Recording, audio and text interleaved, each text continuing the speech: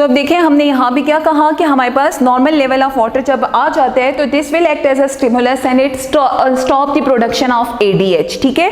यानी एक स्टिमुलस पहले था, दूसरा स्टिमुलस बाद में बन गया, जबकि यहाँ पे हमारे पास अब दूसरा कोई स्टिमुलस नहीं है, only one stimulus was there which was the head of the baby, ठीक है। And now the baby has delivered out from the body, so oxytocin will stop its production by itself when there is no signal coming from the receptors from uterus, ठीक है। So हम ये कह सकते हैं कि this is a system which strengthen और reinforce the change. Strengthen और रीइंफोर्स सेम मीनिंग होते हैं बेटा, कहीं पे रीइंफोर्स भी लिखा हो तो उसका भी यही मतलब है कि वो उस प्रोसेस को स्ट्रेंथन कर रहा है, फास्ट कर रहा है, एक्सेलरेट कर रहा है, ठीक है। अब ये चेंज को कैसे फैसिलिटेट कर रहा है, तो उसमें देखें आपके पास जो ऑक्सीटोसिन प्रोड्यूस हुआ था, उस ऑक्सीटोसिन ने बेबी की बर्थ करवाई और उसके बाद उसकी प्रोडक्शन खुद स्टॉप हुई है। बेबी की बर्थ होना उसके लिए सिग्नल नहीं था, ठीक है।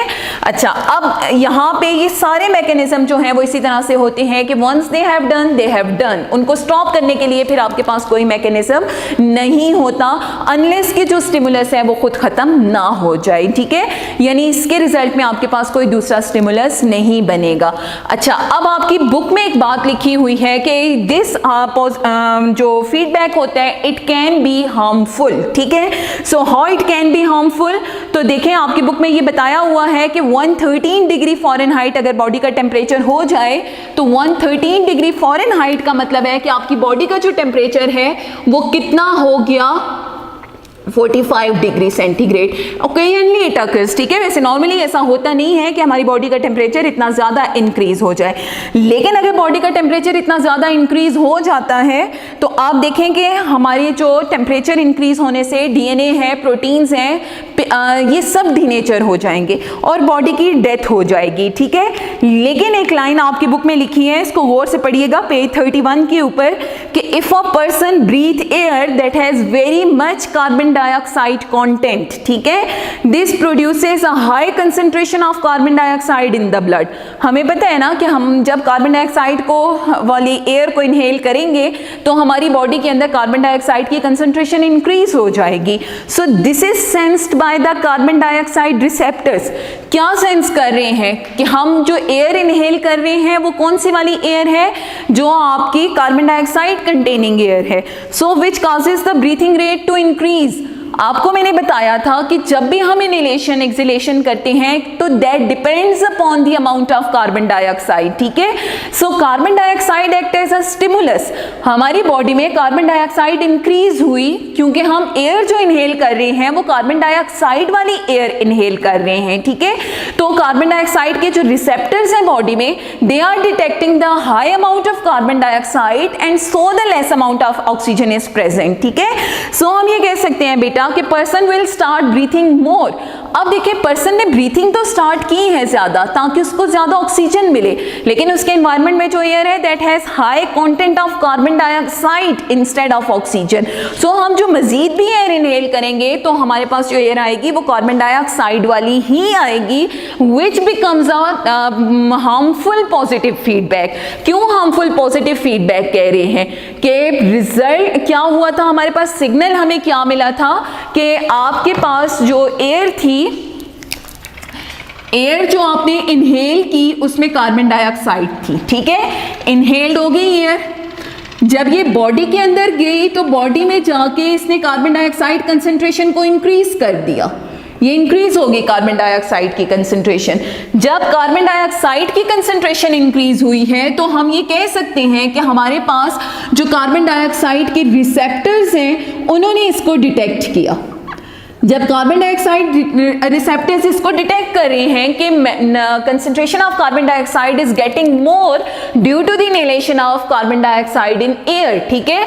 सो रिस्पॉन्स हमारे पास क्या आया, यानी स्टिमुलस आपके पास हाई कंसंट्रेशन ऑफ ऑक्सीजन आ गई है और अब हम रिस्पॉन्स क्या करेंगे, ब्रीथिंग। नॉर्मली ब्रीथिंग आपका पॉजिटिव फीडबैक है, ठीक है। अभी भी ब्रीथिंग हम पॉजिटिव फीडबैक में कर रहे हैं कि कार्बन डाइऑक्साइड ज्यादा है, ब्रीथिंग करो ताकि ऑक्सीजन आपको मिले, ठीक है, और कार्बन डाइऑक्साइड बॉडी से एक्सेल हो। बट इन द रिस्पॉन्स जो हम एयर दोबारा से इनहेल करेंगे वो कार्बन डाइऑक्साइड वाली एयर होगी, क्योंकि आपके एनवायरनमेंट में कार्बन डाइऑक्साइड मौजूद है। तो क्या होगा, the amount of oxygen get decreased in the body and the amount of carbon dioxide get much in the body.